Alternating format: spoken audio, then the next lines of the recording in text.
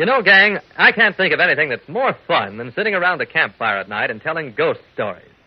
After a long day spent swimming, boating, playing baseball, or performing any one of the 1,001 activities you find at camp, it feels mighty good to relax after dark and to sit with your pals by the fire, swapping marvelous tales of terror and suspense. Later, of course, when taps is sounded, you go off to your cabin or tent. You're excited and thrilled, and even though you wouldn't admit it to your best buddy, a little scared, too. That's quite normal, though it sometimes takes you a while longer than usual to fall asleep. You listen to all the sounds of the night outside your cabin, branches scraping against the wall, the sighing of the wind, and you wonder whether the tales you've heard of evil spirits might not be true after all.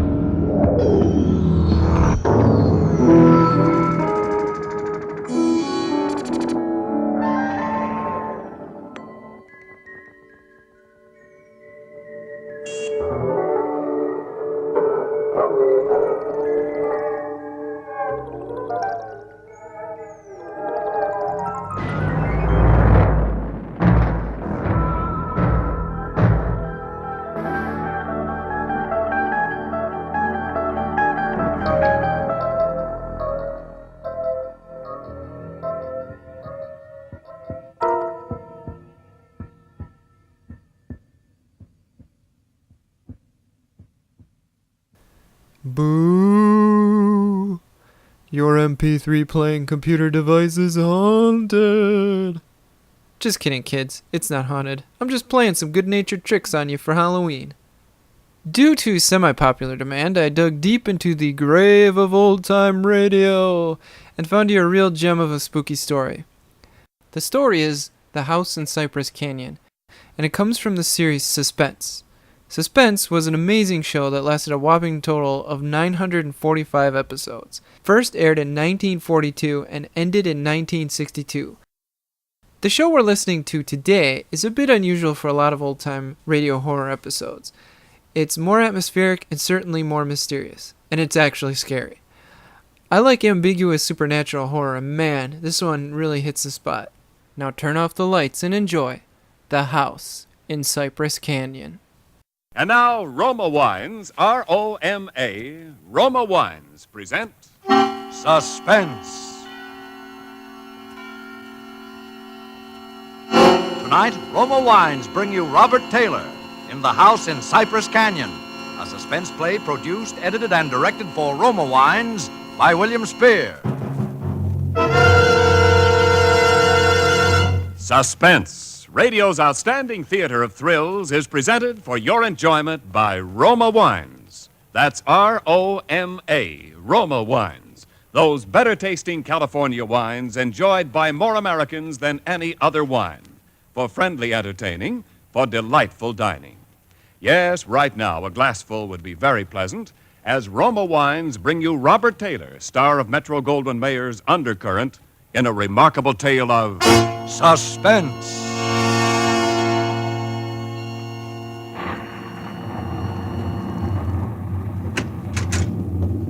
Merry Christmas, Jerry. How's the real estate business? Kind of early with your greeting, aren't you, Sam? Well, I got to get them in sometime. I may not see you again until next Christmas. If this real estate racket gets any crazy, I'll be dead by next Christmas. I'm glad you could get up here, though, Sam. What's on your mind, Jerry?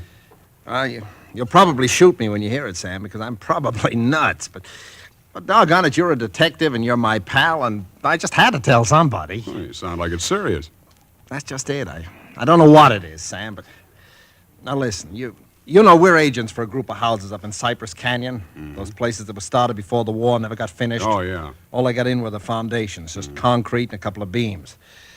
Well, they've been finished now. In fact, I'm putting up the for rent on the last of them today. What do you want? Police protection from the mob? Listen, Sam, this house that I'm talking about, it's got a number now, 2256. But before, when the men went back to work on it about 3 months ago, well, they just started when the foreman on the job brought me a shoebox that he'd found up on a beam. And this box had a manuscript in it, a story kind of, all written out. Yeah. Well, he gave me the thing. I read it. I didn't think much about it. I put it in my desk. But the other day, when I happened to drive by there, I saw the number on the house and what the house looked like. I thought of this manuscript. And, well, I don't like it, that's all. There's something funny about it. Well, what's funny about it? Well, mind you, this thing was found in an unfinished house in Cyprus Canyon. House that was only just started building. All right. Well, listen, Sam, I want to read it to you if you got the time, and you'll see what I mean. All right, shoot. Well, here's how it begins. To whom it may concern, my reasons for setting down on paper what follows here will be abundantly clear to anyone into whose possession it may fall. First, let me say that I'm a very ordinary person. My name is James A. Woods. I'm 35 years old. By profession, a chemical engineer. My wife, Ellen, was a school teacher when I met and married her in Indiana 7 years ago. There's nothing in the past life of either one of us to suggest remotely any cause or reason for the dreadful thing that has invaded our lives. Our married life has been in no way different from that of millions of other average, reasonably happy, and congenial families. 3 months ago, I was ordered by my firm to take charge of a rather minor project in Los Angeles, Hollywood to be exact. The order was a sudden one. There'd been no time to secure accommodations, and conditions being what they are, the inevitable result was that until day before yesterday, we'd been living in the cramped quarters of one of those characteristic California motels. Needless to say, most of our spare time had been devoted to a search for something more permanent and comfortable, but the fruits of these efforts had been financially and in every other way a geometrical progression of discouragement. Until last Saturday afternoon, only 4 days before Christmas. We were driving into town on our way to a movie when Ellen saw it. Jim, look. What? That sign in front of that real estate office. Oh, yeah. But yeah. don't you see what it says? For rent, furnished, 2-bedroom house, close in, immediate occupancy. Yeah, uh-huh. Aren't you going to stop? Oh, Ellen, you know what a sign like that would mean, right out in plain sight in front of a real estate Oh, office. yeah, but Jim... Either they want $600 a month... We'll never know until we And if it's ask. any good at all, there are probably 50 people fighting for it right back there now. Well, honey, there's no harm in trying. Now, is there? You really want to go back? Oh, it's probably foolish, but what can we lose? Okay. Oh, darling, come on, cheer up. How do you know? Maybe our luck's changed. Maybe fate's going to give us a nice new house for a Christmas present.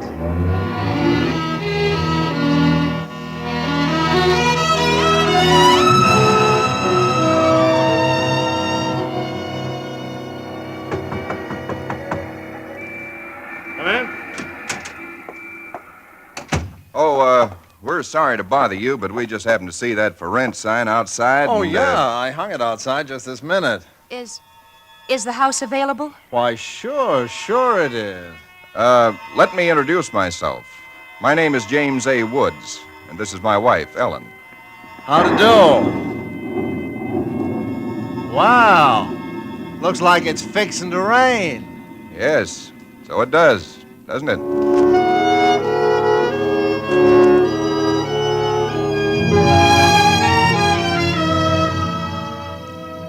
Well, it was one of those things. The real estate agent had just been authorized to rent the place by mail that morning, and he'd hardly had time to look at it himself and put up his sign when we drove up. It was just an ordinary little California house about halfway up Cyprus Canyon, number 2256. Just an ordinary, undistinguished little house. The agent didn't know much about it.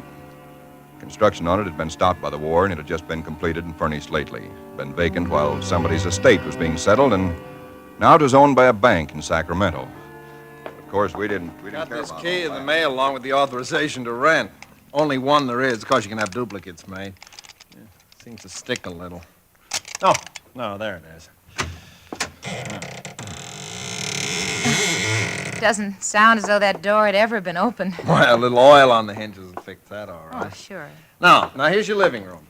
Furniture's a little dusty, of course. You got to expect that. It's good furniture, though, you see? Benson Brothers. Yes, uh-huh.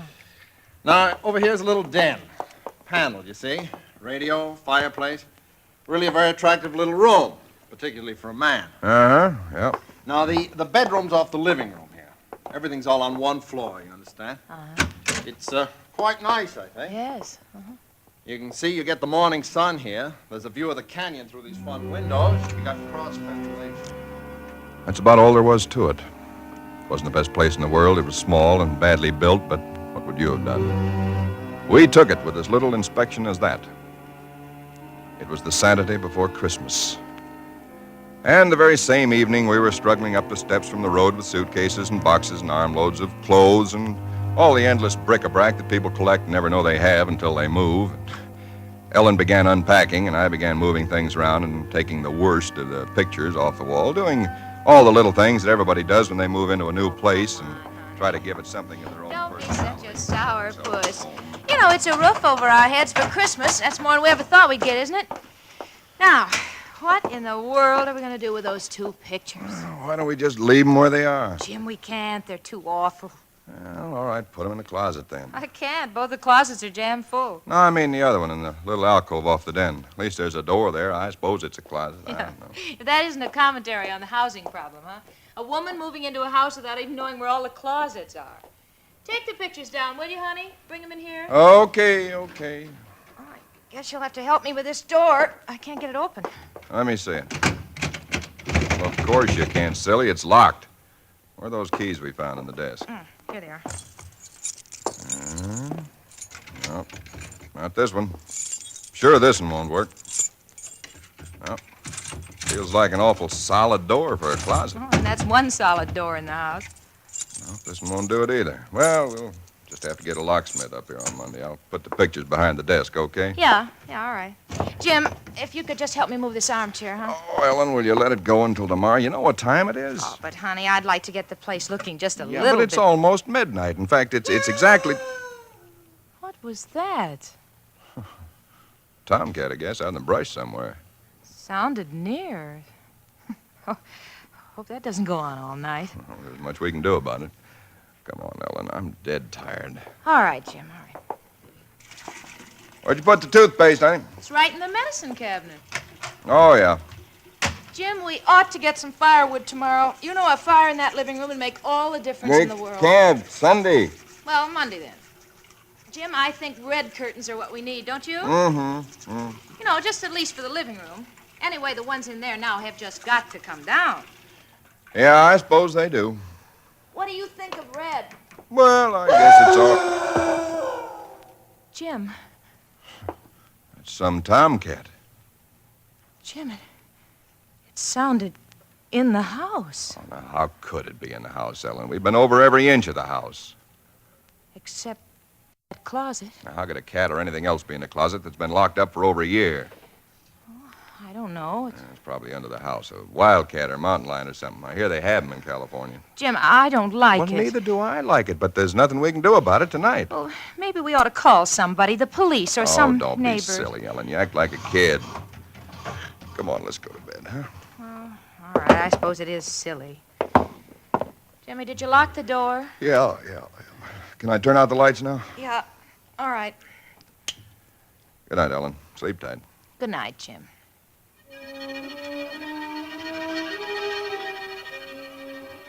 I don't know what time it was, perhaps an hour, or perhaps only a half hour later.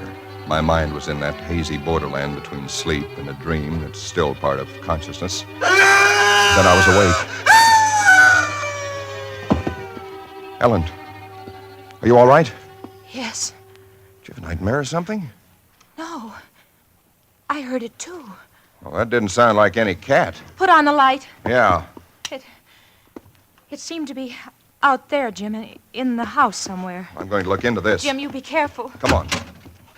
Where's my shotgun? In the den, I think... Jim, What? there's something wet What?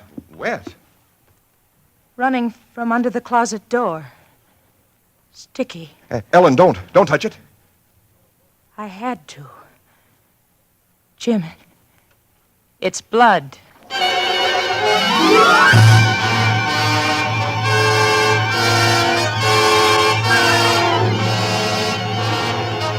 For Suspense, Roma Wines are bringing you Robert Taylor in The House in Cyprus Canyon. Roma Wines' presentation tonight in radio's outstanding theater of thrills, Suspense.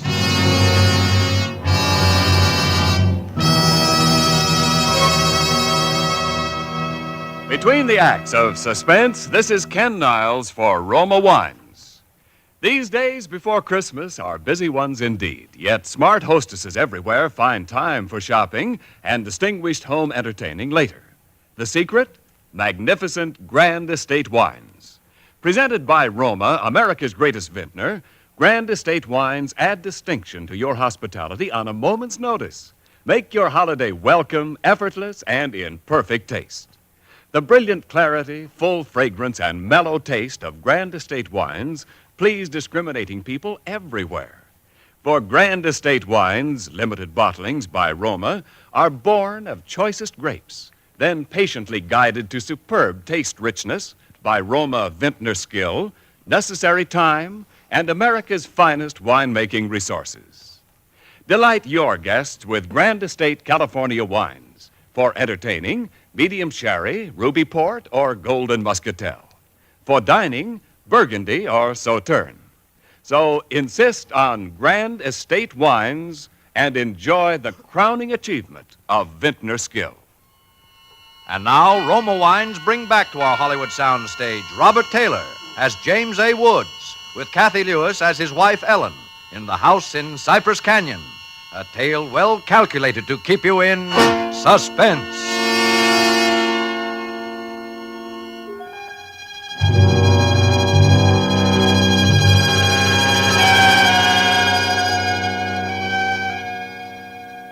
It cannot be too difficult to understand from the foregoing why I've taken the pains to set down in writing the events related here. To find in one's newly rented house a closet which cannot be opened is in itself certainly no great cause for alarm. But to be awakened in the stillness of the night by unearthly cries within that house, to find oozing from under that closet door something that is unquestionably blood, that's another matter. Perhaps others might have been braver than we. Suffice it only to say that we got out of the house in something very close to a panic, and only returned when we had the moral support of two stalwart Los Angeles policemen. You just moved in here, you say? That's right, officer. You can see we're still unpacking. And the place has been empty right along before that? Yeah, I don't know much about that part of it. You could check all that with the real estate agent, though. Well, where is this closet? Oh, it's right in here, officer. And the blood is... Where? Where's the blood? Jim? Officer, I swear to you, there was blood on the floor less than an hour ago. I saw it. Uh-huh. It was running out from under that door. We heard that noise, and we got up, and then we saw it. The door was locked. Locked, huh? Oh, no, Well, it seems to be all right now. Hey, you folks aren't trying to be funny, are you? Isn't there anything in it? No, ma'am, there is not. Look, officer, we're reputable people. You can call my firm. They'll tell you all about me. There's nothing wrong with this closet. Walls are solid. No trapdoors. If you think I'm lying... I didn't say that, mister. Oh, you probably did hear some sort of a noise, and you got a little panicky, and, What about the blood? It got on my hand. It isn't there now, is it? Yes, Where? I feel it. Now, you folks just take it easy. You know, you're liable to hear all kinds of noises up in these canyons at night. You're from the east, you say? Yeah. I'm sorry, officer. Ah, that's all right, that's all right. If you have any real trouble, call on us anytime. All right. Well, good night. Good night. Good night. Hey, you ought to have this door fixed. That's enough to scare you. Yeah, we're going to have it fixed.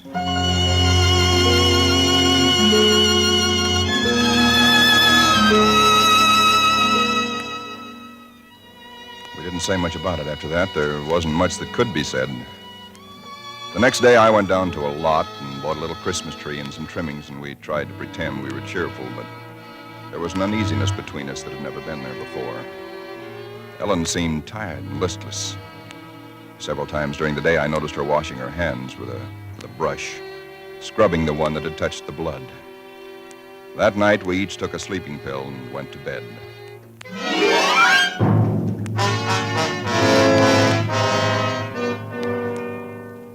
It was sometime after midnight when I was suddenly wide awake and staring into the darkness. In some way, I knew at once and instinctively what had awakened me. Ellen was not in her bed nor in the room. The nameless thing I feared gripped at my heart until I could scarcely breathe. I opened the bedroom door and started through the house, putting on every light that I could find. There was not much to search, but I searched thoroughly. The living room, the kitchen, bathroom, den, even the garage. And all the time, the dread of looking where I knew at last I must look. For I think I knew from the very first time where I'd find her. It must have been a full minute that I stood before that closet door. Then, I opened it. She stood there, rigid, her arms at her sides, the fingers extended like claws. Her hair was over her face, her eyes stared out of it. Her lips were drawn back in a grin like an animal at bay. For a moment, I was frozen with the horror of it. I stretched out my hand. Very deliberately, she turned her head and sunk her teeth until they met into the flesh of my forearm. I'd raised my hand to strike at her, but already she'd relaxed her hold and gone utterly limp. She would have fallen unless I'd caught her. I carried her into the bedroom and laid her on the bed. Strangely, at that moment, my only thought was how I might revive her. Until I saw that it was not a faint, but a sleep that she'd fallen into. A sleep as deep and heavy as though she'd been drugged. And so I left her. But for me, that night, there was no sleep.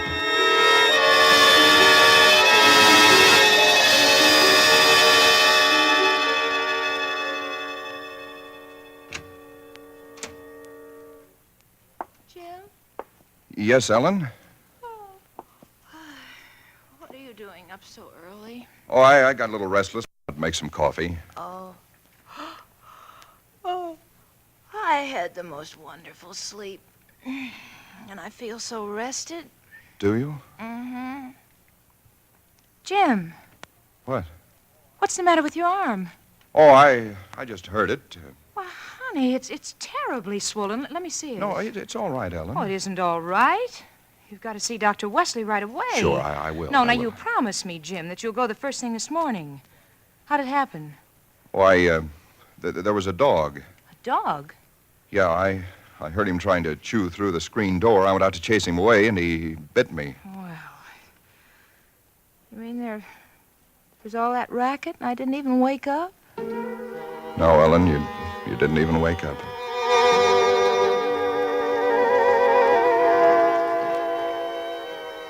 It was clear to me that Ellen knew nothing of what had transpired the night before. I went to my office that morning and made a pretense of going over routine business, if only to restore my mind to some semblance of calm by the sight and sound of common, familiar things.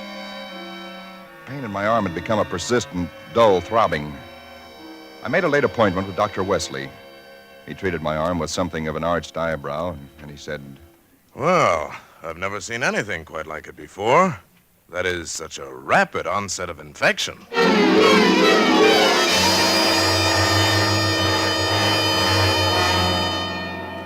It was dark when I left his office. I hadn't realized it was so late. Driving home, my car seemed sluggish until I saw the needle on the dashboard and realized that I was pushing it to the utmost of its speed. I was racing home to prevent something before it was too late, before the darkness had conspired against me. For somehow I already knew with certainty that it was the darkness and the night that I had to fear. The curves of the canyon seemed endless. And then the cold fear leaped up inside me. My house, too, was dark. I went slowly up the stone steps from the road, looking, praying for some sign of light or life. There was none. The house was empty. Ellen was gone. I looked with the same self-torturing thoroughness, and in that closet first of all, knowing as I did so that it was hopeless. And so, alone in that empty house, I waited, powerless and helpless now, deadened in thought and will, empty as the house itself, save only for the overwhelming sense of a terrible foreboding. It was sometime in the early hours of the morning when I snapped on the radio, shortwave. Why? Surely a minor question now. I only know that I did. And then I heard it. Car 58, car 58, go to Laurel Canyon, the 4000 block. A report that a man has been injured or attacked. Condition thought to be critical. Ambulance will follow. That is all. I was there almost before the police, edging my way through the little crowd, staring down at the man lying there in his white uniform under the streetlight. Yeah, the milkman, poor guy. I heard him scream, but when I got here, he was just like this. There's nothing around at all. Stand back. Please stand back. Well, you again. I heard it on the radio. I lived just down the road. Yeah, I remember. What happened? Well, take a look. Maybe you can tell us. He was dead. And he was lying on his back. And his throat had been torn out, as though by the fangs of some wild animal.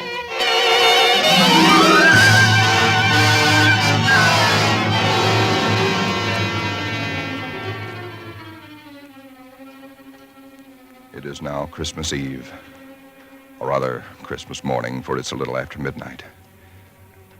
I've been waiting here in the stillness of this empty house for nearly 24 hours, waiting for the end.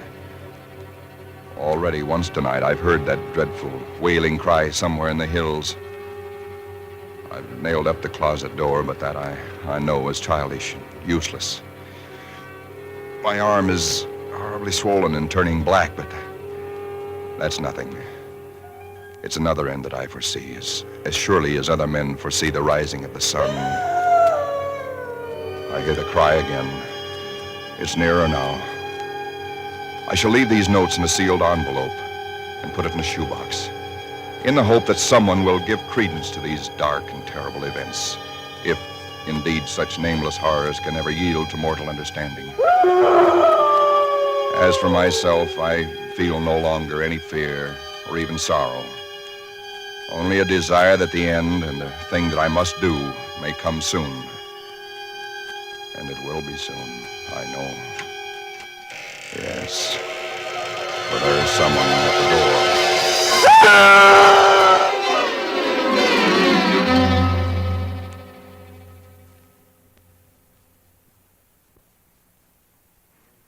Someone at the door.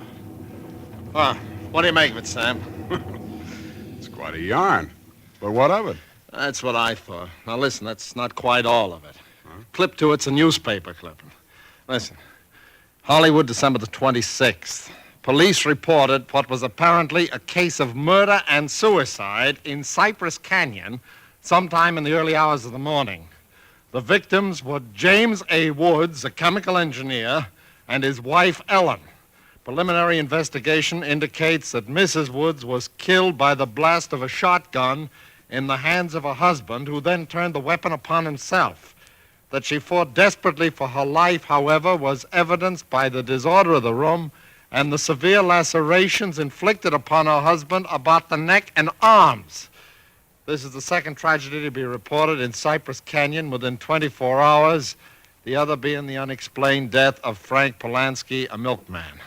Well, no such murders or whatever they were ever occurred, if that's what's worrying you. The clipping, well, you have those things printed up, you know. No, it's not that, Sam. That story was found in an unfinished house in Cypress Canyon. No number, no nothing, just a framework. Uh-huh. Now that house is finished. When I drove by it today, well, that's what stopped me, Sam, because it all fits. Now that it's finished, it is the house in the story, the same construction, the same vines and creepers on the lawn, even the same number. So what, a guy who knows roughly what this house is going to be like writes a yarn and loses it or something? Did he know the place was going to be listed for rental today, the Saturday before Christmas? Oh, Jerry, coincidence. Two bits you find the guy next door is a ghost story writer or something, and he's been wondering for a year what happened to that thing he wrote. Okay, coincidence. Well, I'm sorry I bothered you, Sam. Don't be silly. I liked it. It's a good yarn. That the for rent sign you were talking about? Oh, yeah. I'm going to put it up outside now. Uh-huh. Well, so long, Jerry, and Merry Christmas again. Yeah, well, thanks, Sam. I guess I was kind of silly, all right. Huh? Listen, when a guy named, whatever it is, Woods, with a wife named Ellen, comes in to rent that place from you, then you can start worrying. Yeah. Well, so long, Sam. So long, Jerry. Come in. Oh, we're sorry to bother you, but we just happened to see that for rent sign outside. Yeah, I hung it out just this minute. Is the house available? Oh, sure it is. Let me introduce myself. My name is James A. Woods, and this is my wife, Ellen. How do? Wow. Looks like it's fixing to... Yes, it does, doesn't it?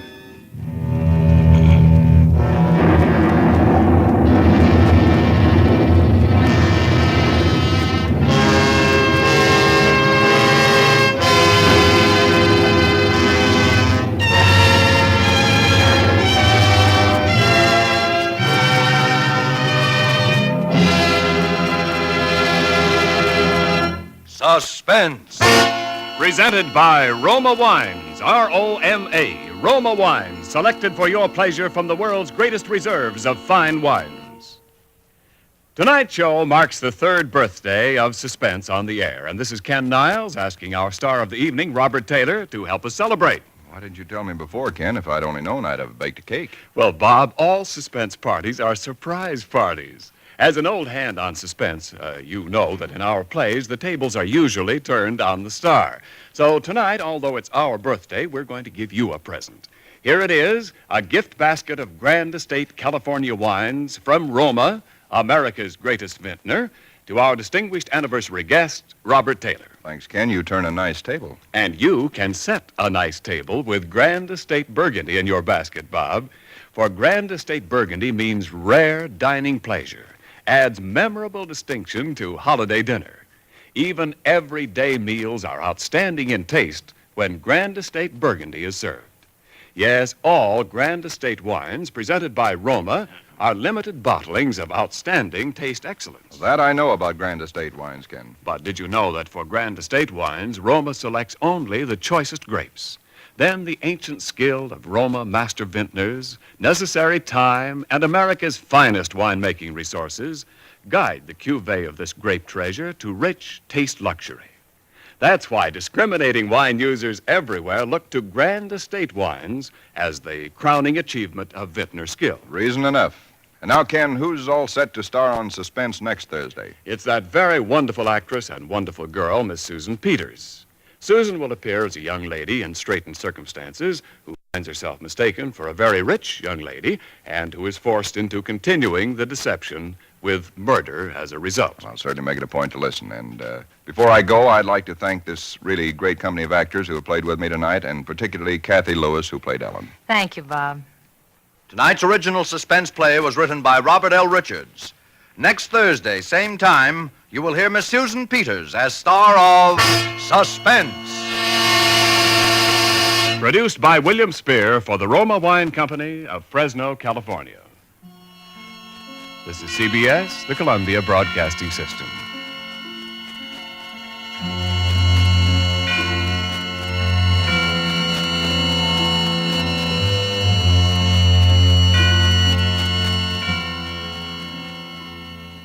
Boy, howdy. That was scarifying. Wasn't it, boys and ghouls? I hope I didn't frighten any of you to death. Seriously, I couldn't handle a lawsuit from your surviving family. If you enjoyed this episode, be sure to give the Robots Pajama Party a review on iTunes. Also be sure to head over to the blog at therobotspajams.com and to follow us on Twitter at RobotsPJs. That about wraps up this special Halloween edition of the Robots Pajama Party. I hope everyone has a fun, and most importantly, a safe Halloween. Always remember when trick-or-treating to wear something reflective, bring a flashlight, and don't eat candy full of razor blades.